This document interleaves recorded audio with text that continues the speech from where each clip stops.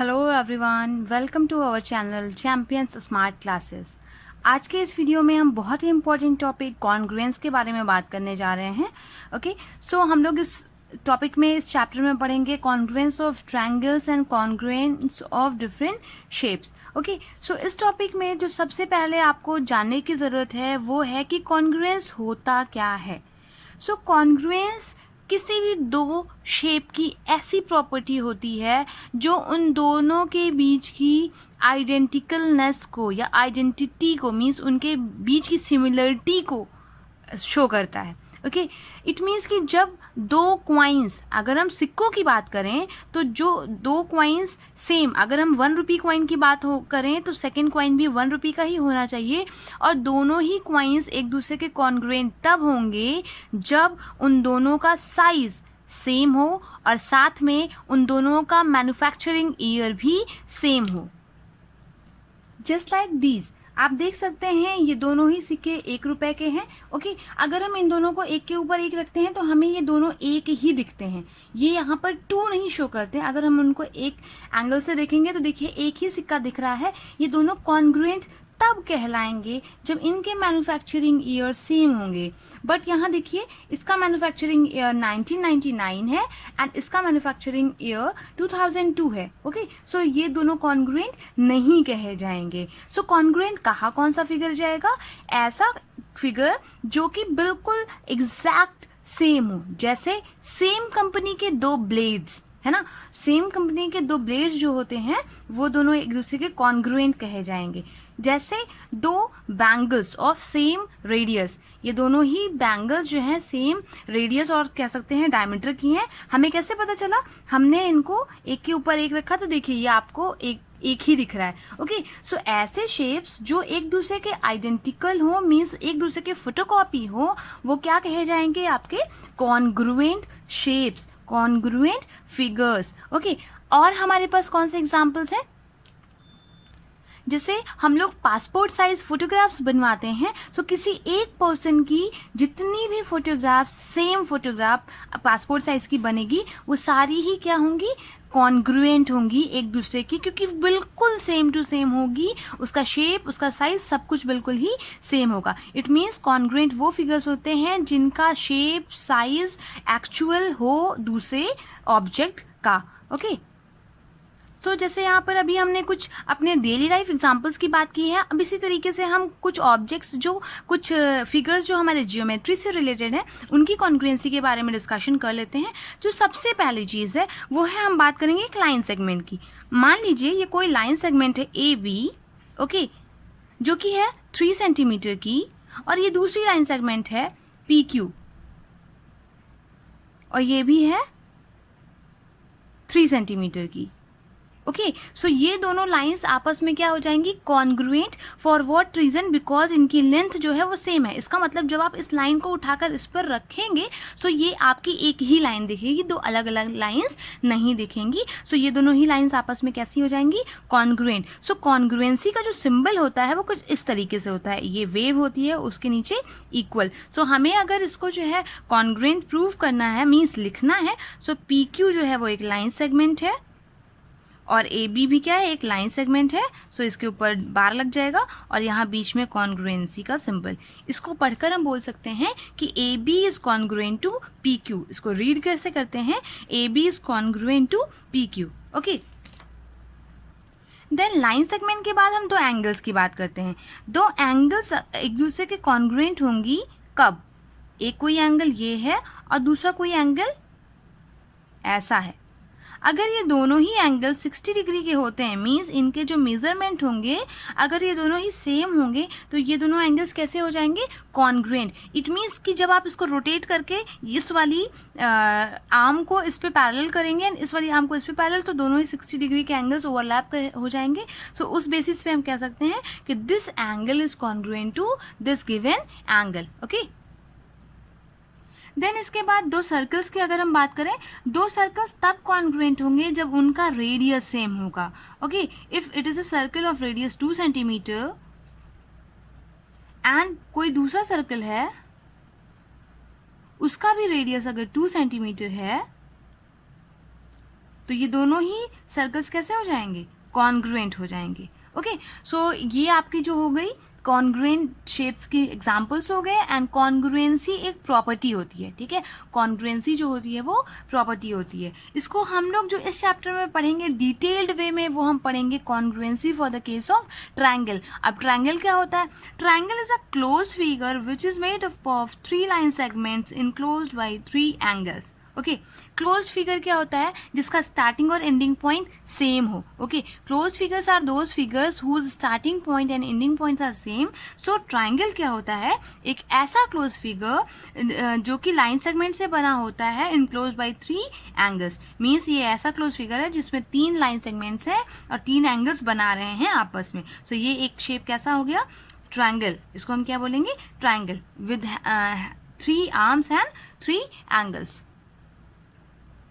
Then हमने यहाँ पर 2 और फिगर्स ले रखे हैं। अगर मैं आपसे पूछूं कि क्या ये दोनों ही शेप्स कॉन्ग्रुएंट हैं, सो आपका आंसर क्या होगा? यस और नो? आपको देख के क्या लग रहा है? No, they are not congruent to each other because this square is smaller and this one is greater. अभी अभी हमने बात की, अगर ये स्क्वायर आपका इस स्क्वायर को ओवरलैप कर लेता, मीन्स इसके सारे साइड्स इसके साइड से पैरेलल हो जाते, कवर अप कर लेता उसको, तब ये दोनों ही शेप्स कैसे हो जाते?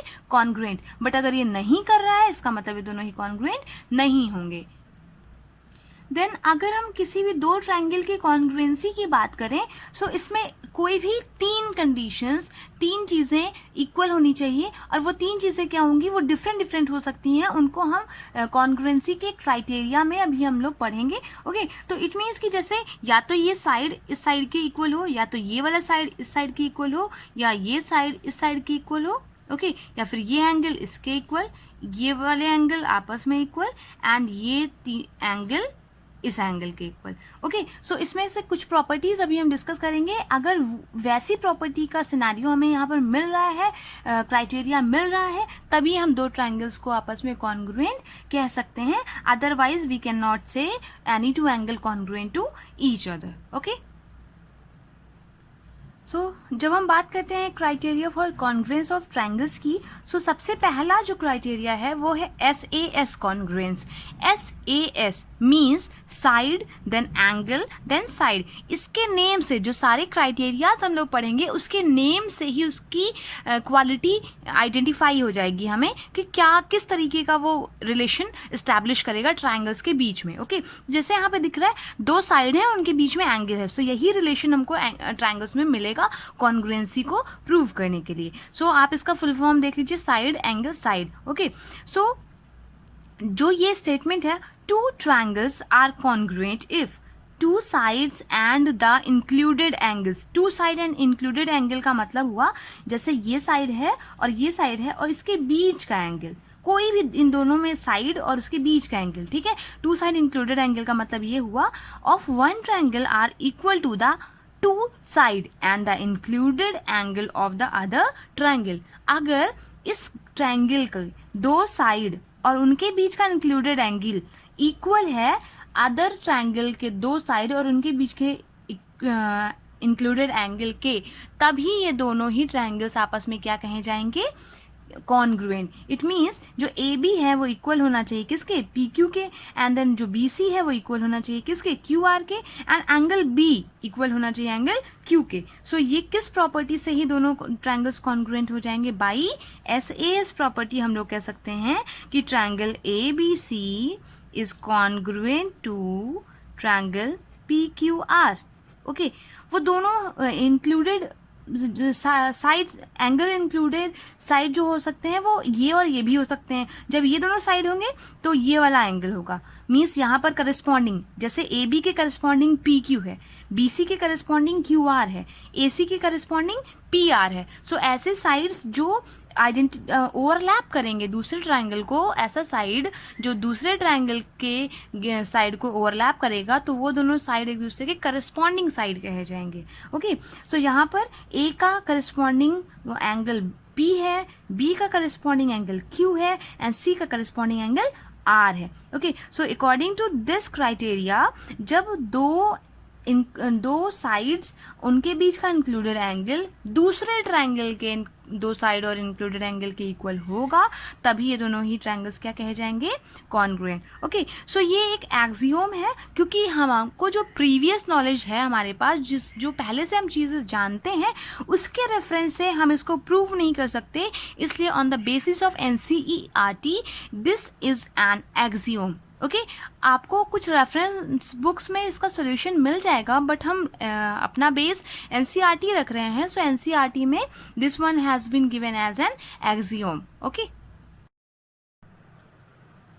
जो हमारा सेकेंड क्राइटेरिया है वो है ASA, जिसको हम बोलते हैं angle side angle congruence. Okay, इस प्रॉपर्टी में, इस कॉन्ग्रुएंसी रूल में हम लोग क्या ध्यान देंगे, ओके, सो यहाँ पे दो ट्रायंगल्स ऐसे कॉन्ग्रुएंट कहे जाएंगे जब इसकी नेम के अकॉर्डिंग आप देख सकते हैं, पहले एंगल है, देन मिड में साइड है, देन एंगल है। It means two corresponding angles and included side, ठीक है, बीच में साइड होगा, उसके पहले भी एंगल एंड बाद में भी एंगल। सो ऐसे केसेस में जो प्रॉपर्टी होल्ड करेंगे दो ट्रायंगल्स, वो दोनों आपस में कॉन्ग्रुएंट कहे जाएंगे। Okay, two triangles are congruent if two angles and the included side of one triangle are equal to the two angles and the included side of other triangle। चलिए अब हम इस डायग्राम के हेल्प से समझते हैं। देखिए, पहली बात तो आपको कॉन्ग्रुएंसी में बहुत ज़्यादा समझने की ज़रूरत है नेमिंग ऑफ द ट्रायंगल्स। अगर एंगल A इक्वल है एंगल Y के और एंगल B इक्वल है एंगल X के और एंगल C इक्वल है एंगल Z के, सो इस केस में आप ट्रायंगल का नेम देंगे ट्रायंगल ABC एंड XYZ, ठीक है, ये करस्पॉन्डिंग वर्टिसेस के अकॉर्डिंग आप नेमिंग देंगे। बट अगर ऐसा होता है किसी भी कारण से कि एंगल A इक्वल है Y के और एंगल C इक्वल है X के और एंगल B इक्वल है Z के, तो इसकी नेमिंग क्या होगी। अगर ऐसा है, हमने कहा एंगल A इक्वल है Y के, सो एंगल A के करस्पॉन्डिंग एंगल Y होगा, देन B हमने कहा है C इक्वल होगा Y के, सॉरी C इक्वल होगा X के। सो यहाँ पर जहाँ पर C है वहाँ पर X आएगा एंड जहाँ पर B है वो Z होगा। तो हम लोग नेमिंग के अकॉर्डिंग ये समझ सकते हैं कि कौन सी साइड किसके करस्पॉन्डिंग है एंड कौन सा एंगल किसके करस्पॉन्डिंग है। जैसे यहाँ पे A के करस्पॉन्डिंग Y है, मीन्स A के इक्वल Y है, B के करस्पॉन्डिंग Z है तो मीन्स B के इक्वल Z है, एंड C के करस्पॉन्डिंग X है, मीन्स C के इक्वल X हो जाएगा। इट मीन्स ऐसा नहीं कि एग्जैक्ट ऐसा ट्रायंगल है तो ऐसा ही दोनों आपस में इक्वल होगा, नहीं, हम इसको रोटेट करके भी रख सकते हैं अकॉर्डिंग टू द रिक्वायरमेंट। अगर ये साइड इक्वल है तो हम इसको रोटेट करके रखें, और अगर ये दोनों ओवरलैप करके ये इसको सुपर इम्पोज कर ले, इसको छुपा ले, तो हम समझेंगे कि दोनों ही ट्रायंगल्स कैसे हैं, कॉन्ग्रुएंट हैं। सो ये नेमिंग का एक पैटर्न है। एक बात और यहाँ पे क्लियर कर दें कि जैसे ए बी है, मीन्स जो ए बी है साइड आर्म ए बी होगी किसके करस्पॉन्डिंग, वाई जेड के, ए बी होगी वाई जेड के करस्पॉन्डिंग, बी सी होगी किसके करस्पॉन्डिंग, जेड एक्स के, एंड ए सी किसके करस्पॉन्डिंग होगा, वाई एक्स के। सो इन बातों का नेमिंग ऑफ द ट्रायंगल में हम लोग ख्याल रखेंगे, क्योंकि कॉन्ग्रुएंस टॉपिक में नेमिंग का बहुत इंपॉर्टेंट रोल होता है। ओके, अगर आपने नेमिंग गलत कर दी तो आपका रूल, आपकी कॉन्ग्रुएंसी, आपका क्वेश्चन रॉन्ग हो सकता है। सो हम लोग यहाँ बात कर रहे हैं angle side angle congruence rule की। सो यहाँ पर जैसे मैंने कहा दो corresponding angles and included side, तो यहाँ पर हम कहते हैं कि ये एंगल B, ये तो मैंने नेमिंग के लिए बताया था इसलिए आप इसको एक्सक्लूड कर दीजिएगा। ओके, ये एंगल इक्वल है एंगल Y के, एंड ये साइड इक्वल है X के, Y के, and this angle is equals to this angle. Means देखिए दो एंगल्स हैं और उसके बीच का, इन दोनों एंगल्स के बीच का जो साइड है वो इक्वल है इसके करस्पॉन्डिंग, मीन्स ये एंगल इसके इक्वल है, ये एंगल इसके इक्वल है, एंड ये साइड इसके इक्वल है। सो यहाँ पर कौन सी प्रॉपर्टी से ये दोनों ट्रायंगल्स कॉन्ग्रुएंट होंगे, एंगल साइड एंगल। हमेशा ख्याल रखिएगा, बिल्कुल भी ऐसा नहीं हो सकता कि ये दोनों एंगल इक्वल है और ये साइड इक्वल होगा, ऐसे में आपका एंगल साइड एंगल प्रॉपर्टी नहीं लगेगी, साइड बीच का ही होना चाहिए दोनों एंगल्स के। ओके, सो इसको हम लोग किस तरीके से रिप्रेजेंट कर सकते हैं, triangle ABC is congruent to triangle XYZ। Okay, so ये हमारा सेकेंड क्राइटेरिया है। देन नेक्स्ट जो हमारा कॉन्ग्रुएंस रूल है वो है एंगल साइड। ये नेम से ही अब आपको आइडिया लग गया होगा कि दो एंगल्स होंगे और कोई भी एक साइड होगा, ठीक है, तो दोनों ही एंगल्स कॉन्ग्रुएंट कहे जाएंगे। Two triangles are congruent if any two pair of angles and one pair of corresponding sides are equal. Okay, कोई भी दो pair of angle equal होगा और एक corresponding side. So ऐसे केस में क्या करेंगे हम, जैसे आपका एंगल P इक्वल हो जाए एंगल X के एंड एंगल R इक्वल हो जाए एंगल Z के। देखिए दो एंगल्स हो गए, ये एंगल इसके इक्वल है एंड एंगल R इक्वल है एंगल Z के, एंड कोई भी एक साइड करस्पॉन्डिंग इक्वल हो जाए। जस्ट लाइक वो साइड QR भी हो सकता है और वो साइड PR भी हो सकता है, दोनों में से कोई एक साइड भी अगर इक्वल हो जाएगा सो हम दोनों ही ट्रायंगल्स को किस प्रॉपर्टी के थ्रू कह सकते हैं कॉन्ग्रुएंट, एंगल साइड के थ्रू। यहाँ पर हमारा जो है एंगल P इक्वल है एंगल X के एंड एंगल R इक्वल है एंगल Z के, एंड जो आपका साइड QR है वो इक्वल है YZ के। ओके, सो इस बेसिस पर ये दोनों ही triangles, triangle PQR will become congruent to triangle XYZ। देखिए QR आपका इक्वल है YZ के, तो नेम के अकॉर्डिंग भी QR YZ के इक्वल आ रहा है, ठीक है। ये साइड भी इसके इक्वल हो सकता है, या फिर अगर ये साइड इक्वल ना हो तो PQ इक्वल होना चाहिए XY के। अब आप सोच रहे होंगे यहाँ पर PR भी तो इक्वल हो सकता है, तब भी तो दो एंगल्स होंगे और एक साइड होंगे, लेकिन तब ये कॉन्ग्रुएंसी रूल चेंज हो जाएगा, वो सेकेंड रूल बन जाएगा एंगल साइड एंगल का, क्योंकि दो करस्पॉन्डिंग एंगल्स के बीच का एक साइड होगा। ओके, सो वो वाला आपका एंगल साइड एंगल का केस हो जाएगा, बट दो एंगल्स हों और एक कोई भी साइड हो, इंक्लूडेड साइड के एक्सेप्ट इंक्लूडेड साइड, मीन्स इस साइड को छोड़कर जो दो अलग साइड बचते हैं, अगर वो दोनों में से कोई भी एक इक्वल होगा तो हम लोग वहाँ पर angle side angle congruence rule के रेफरेंस से दोनों ही ट्रायंगल्स को क्या बोल सकते हैं, कॉन्ग्रुएंस। ओके, हम बोलेंगे कॉन्ग्रुएंट। ओके, देन हमारी फोर्थ जो कॉन्ग्रुएंस रूल है वो है साइड साइड साइड। आप बाय द नेम खुद ही समझ सकते होंगे, दो ट्रायंगल्स तब कॉन्ग्रुएंट कहे जाएंगे जब उनके तीनों करस्पॉन्डिंग साइड्स इक्वल होंगे, means AB will become equals to DE, BC will be equals to EF and AC will be equals to DF। Okay, so ऐसी कंडीशन में हम लोग कौन सी प्रॉपर्टी लगाएंगे, साइड साइड साइड रूल। इसका जो राइटिंग पैटर्न होगा वो इस तरीके से हम लिखेंगे, AB is equals to DE, then BC is equals to EF and CA। अगर आप CA लिखते हैं सो आप लिखेंगे FD, और अगर आप लिखते हैं AC तो लिखेंगे DF। ओके, सो इस बेसिस पर ट्रायंगल ABC कॉन्ग्रुएंट हो गया ट्रायंगल DEF के। क्या रीज़न है, by side side side congruence rule. Okay, so ये दोनों ही ट्रायंगल्स आपस में क्या हो गए, कॉन्ग्रुएंट। देन हमारा जो लास्ट है कॉन्ग्रुएंस रूल वो है RHS प्रॉपर्टी। ठीक है, RHS means right hypotenuse side. Right का मतलब तो आप मैथ्स में एक उससे लगाते हैं कि राइट एंगल होता है ना, राइट एंगल मीन्स 90 डिग्री का एंगल। तो ये जो हमारी प्रॉपर्टी है ये राइट एंगल ट्रायंगल के लिए यूज़ होती है। तो दो राइट एंगल ट्रायंगल्स तब कॉन्ग्रुएंट कहे जाएंगे जब उनका हाइपोटेनस, अब आपके पास क्वेश्चन अराइज होगा कि हाइपोटेनस क्या होता है। जैसे अगर एंगल P पर 90 डिग्री का एंगल बन रहा है, इस एंगल के सामने जो भी वर्टेक्स 90 डिग्री का एंगल बनाएगा उसके सामने वाला जो साइड होगा वो होता है हाइपोटेनस। तो ये है आपका हाइपोटेनस। ओके, यहाँ पर कौन सा हाइपोटेनस है, ये। ठीक है, तो कोई भी दो राइट एंगल ट्रायंगल में जब एक एंगल 90 डिग्री का हो, एक एंगल 90 डिग्री का हो और हाइपोटेनस जो हो वो इक्वल हो, इसके साथ एक साइड, एक कोई भी, मतलब ये आपका बेस है, ये बेस है, ये आपका परपेंडिकुलर है, यहाँ भी ये परपेंडिकुलर है, तो चाहे बेस आपस में इक्वल हो, चाहे परपेंडिकुलर आपस में इक्वल हो, तब भी हम इन दोनों ही ट्रायंगल्स को क्या कहेंगे, कॉन्ग्रुएंट। तो यहाँ पे जैसे हमने माना कि ये साइड PQ करस्पॉन्डिंग है AB के और ये दोनों ही आपस में इक्वल है, तो देखिए 90 डिग्री दोनों ही हो गए, हाइपोटेनस के इक्वल है and this side is corresponding to this. Okay, so ये दोनों ही ट्रायंगल्स कैसे हो गए, कॉन्ग्रुएंट हो गए। किस प्रॉपर्टी से, right hypotenuse side congruence rule से। सो ये आपका रूल है, two right angle triangles are congruent if one side and the hypotenuse of one are respectively equals to the corresponding side and the hypotenuse of the other. Okay, so ऐसा नहीं कि ये side इसी की equal हो, ये side इसके भी इक्वल हो सकता है। हम एंगल को रोटेट करके इस पर सुपर इम्पोज करवा सकते हैं। तो इसको हम लोग लिखेंगे कैसे, आप इसको ऐसे नोट डाउन करेंगे, P Q is equals to P Q A B, sorry P Q is equals to A B, then here angle Q is equals to angle B is equals to 90 degree, then PR is equals to AC.